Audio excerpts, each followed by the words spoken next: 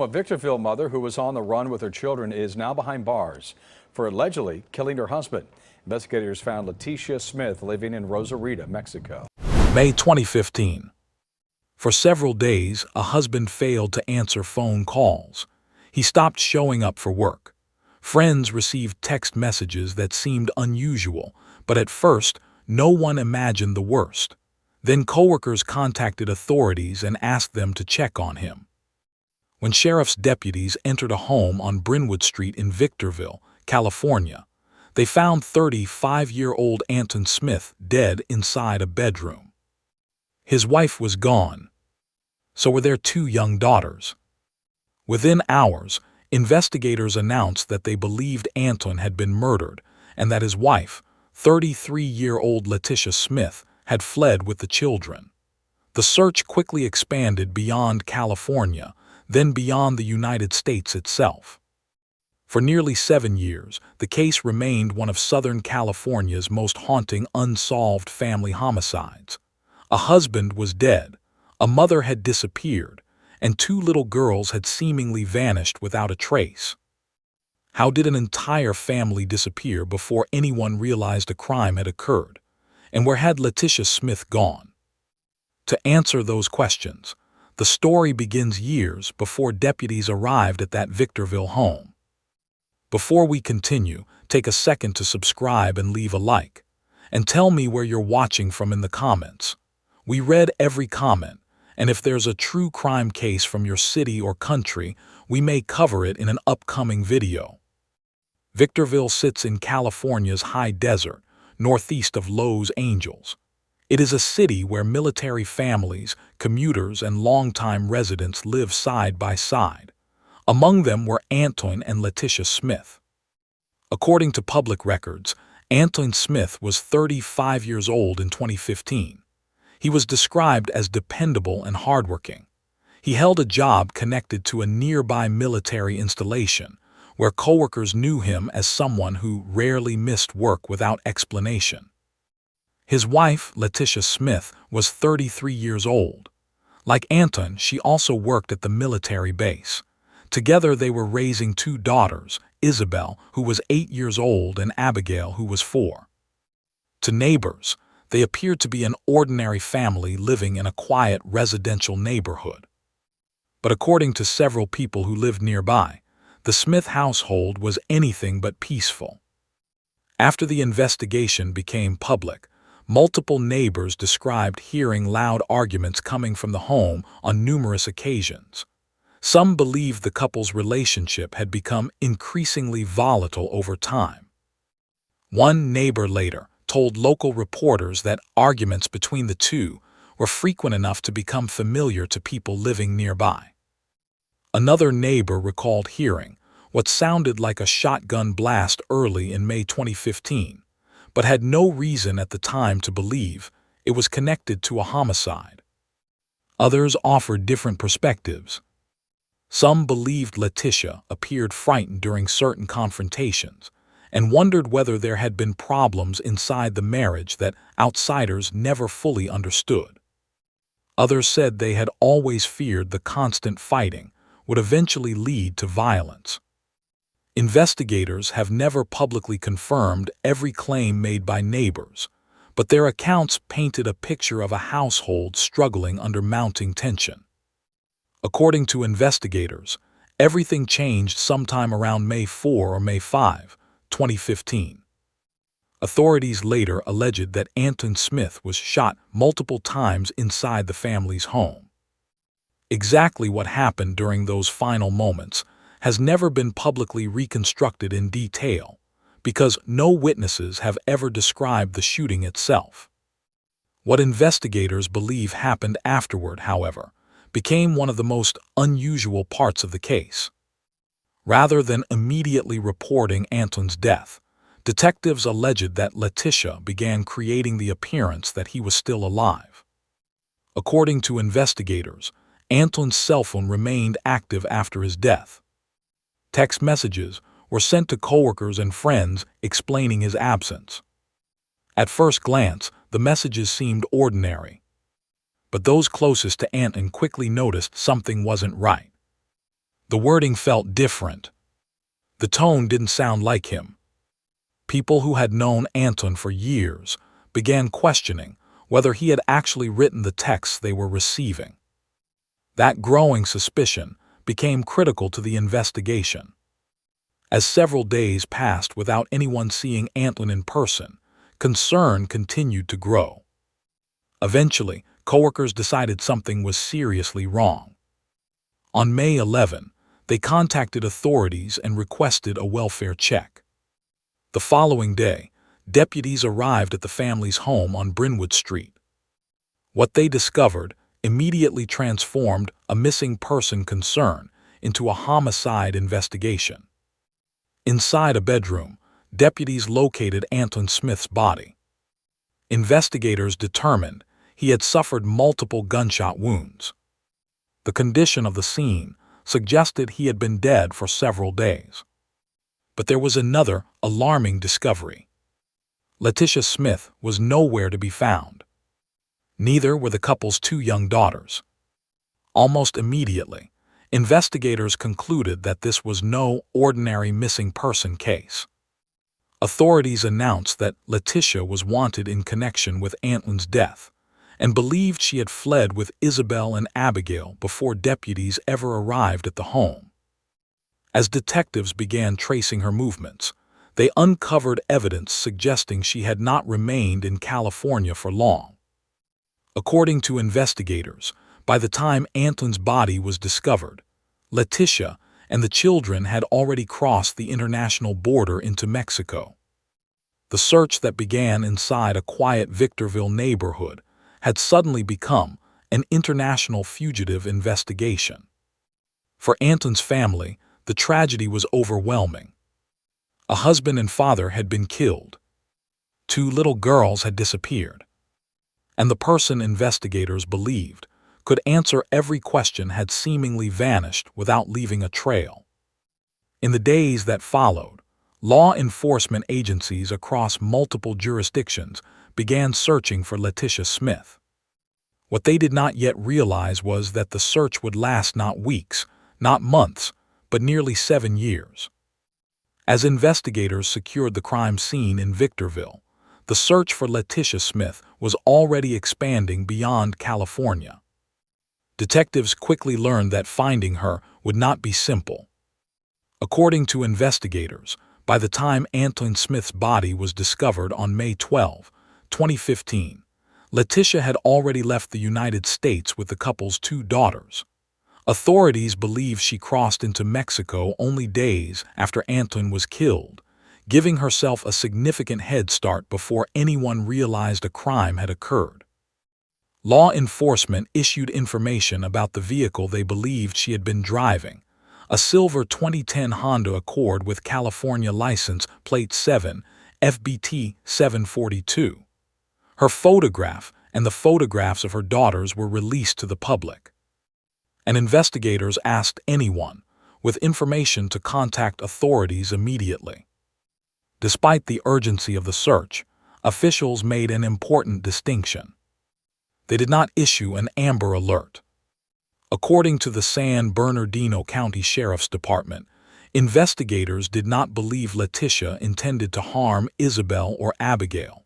Instead, they believed the children were traveling with their mother, even though detectives considered her a homicide suspect. For Anton's loved ones, that offered little comfort. They had lost a son, a friend, and a father, while 2 young girls had disappeared without any certainty about where they were or what their future would look like. Back in Victorville, neighbors struggled to process what had happened.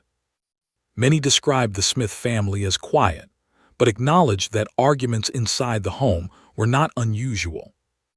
One neighbor recalled hearing loud shouting on multiple occasions. Another remembered what sounded like a gunshot several days before deputies arrived at the house. At the time, no one had connected the noise to a possible homicide.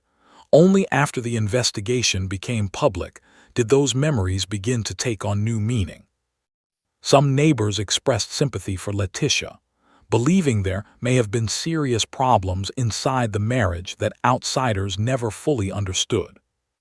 Others believed the frequent confrontations suggested the relationship had become increasingly unstable.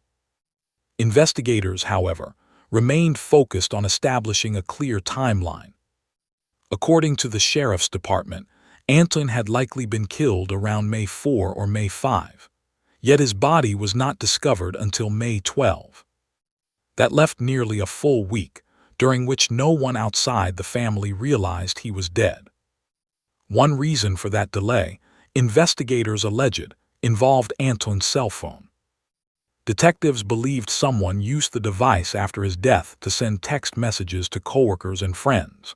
Those messages suggested Anton was simply unavailable and helped explain why he had not reported to work. At first, the messages appeared believable, but the people receiving them knew Anton well. Several later told investigators that the text sounded unusual. The wording did not resemble the way Anton normally communicated. His responses felt brief, unfamiliar, and out of character. Those subtle differences raised suspicions. When Anton continued missing work without personally contacting anyone, coworkers decided something was wrong and requested the welfare check that ultimately exposed the crime. Investigators have never publicly released the full contents of the messages, but they believe those communications bought valuable time for Letitia to leave the country before authorities began searching for her. As days turned into weeks, the investigation crossed international borders. Because Letitia reportedly held dual citizenship and had family connections in Mexico, detectives believed she could receive assistance once she arrived there. Unlike many fugitives who rely on false identities, investigators later determined that Letitia allegedly began using her maiden name, Letitia Sanchez. That decision may have allowed her to blend more easily into everyday life. Meanwhile, the case in California began to slow. Leads were investigated. Tips were received, but none led investigators to Letitia or the missing girls. Months became years. The daughters, Isabel and Abigail, grew older somewhere beyond the reach of American authorities. Birthdays passed. School years came and went. Family members who remained in the United States had no public contact with the girls and little information about their whereabouts.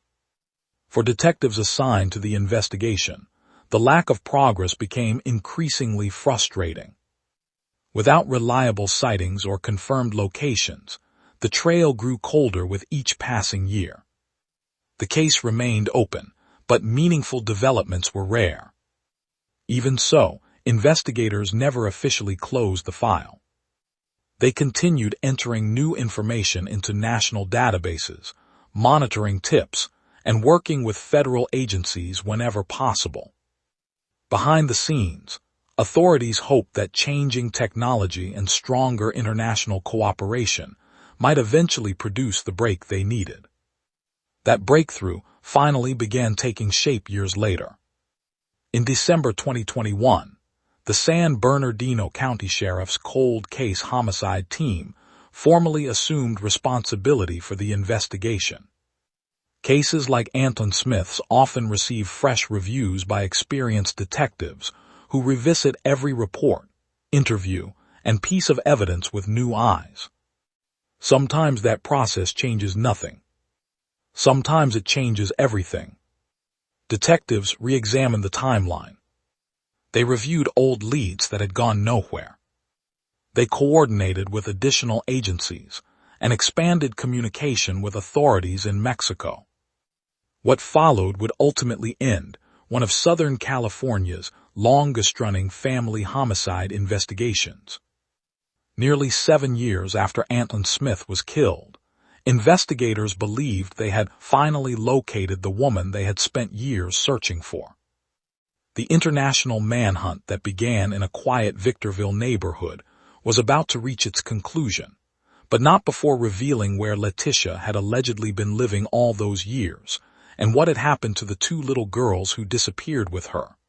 By the end of 2021, nearly 7 years had passed since Anton Smith was found dead inside his Victorville home. For Anton's family, the passage of time had done little to ease the loss. Every holiday, birthday, and family gathering served as another reminder that justice remained unfinished. His two daughters had grown from small children into teenagers, but no one outside the investigation knew exactly where they were living or what they had been told about their father's death. Although the case had grown cold in the public eye, detectives had never stopped looking. In December 2021, the San Bernardino County Sheriff's Department assigned the investigation to its cold case homicide team. These investigators specialize in reviewing older cases, often using advances in technology, renewed interviews, and stronger cooperation with outside agencies to generate fresh leads. Rather than assuming earlier investigators had exhausted every possibility, the cold case team began examining the file from the beginning. They reconstructed the timeline surrounding Anton's final days. They reviewed phone records, investigative reports, and witness statements. They revisited information that years earlier had produced no results. At the same time, investigators strengthened their coordination with federal authorities and law enforcement officials in Mexico. According to the Sheriff's Department, this renewed partnership proved critical. Because detectives believed Leticia had crossed into Mexico shortly after Anton's death, locating her would require cooperation well beyond California. Working alongside the United States Department of Justice and Mexican law enforcement agencies, investigators gradually narrowed their search. Their efforts eventually led them to Rosarito, a coastal city in the Mexican state of Baja California, located only a short drive south of the U.S. border. According to investigators, Leticia had been living there under her maiden name, Leticia Sanchez. Authorities have released few details about her daily life during those 7 years. It remains unclear how she supported herself, or exactly how long she had been living in Rosarito. What investigators did confirm was that she had managed to avoid arrest for nearly 7 years while raising the couple's daughters outside the United States. Then on March 4, 2022, the years-long search came to an end. Mexican authorities arrested Leticia Smith without incident on an extraditable warrant requested by the United States. There was no reported standoff, no pursuit, no dramatic confrontation. After years of searching, investigators quietly took the fugitive they had pursued for nearly a decade into custody. Just as significant was another discovery. Authorities located Isabel and Abigail. By then, the little girls who had disappeared in 2015 were no longer children. They were teenagers. Investigators confirmed that both daughters were found safe. For Anton's relatives, the news brought mixed emotions. There was relief knowing the girls were alive. But there were also difficult questions. The children had spent nearly 7 years separated from extended family in the United States. Much of their childhood had unfolded, while their mother remained a wanted fugitive. Officials have never publicly discussed what the girls knew about their father's death, or whether they were aware that law enforcement had been searching for their mother throughout those years.